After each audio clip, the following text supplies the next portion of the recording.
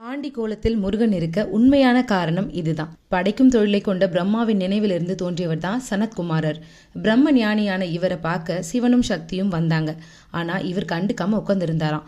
தெய்வமே இவரை பார்க்க நேர்ல வந்ததும் இவர் எந்த ஒரு சலனமும் இல்லாம பற்றற்ற நிலையில இருக்கிறத பார்த்து ஆச்சரியப்பட்ட சிவன் இவர்கிட்ட உனக்கு என்ன வரம் வேணும்னு கேட்கிறாரு. அதுக்கு சனத்குமாரர் எனக்கு எதுவும் வேணாம் அப்படின்னு சொல்லிட்டாரு. இதை கேட்ட சிவபெருமானுக்கு இன்னும் ஆச்சரியம் அடைய, என்னடா இது, ஞானிகளும் முற்றும் துறந்த முனிவர்களும் கூட பிறவா வரம் வேணும்னு கேட்பாங்களே தவிர இவர் வேற எதுவுமே கேட்கவே இல்லையே அப்படின்னு சொல்லி ரொம்பவும் ஆச்சரியப்படுறாரு.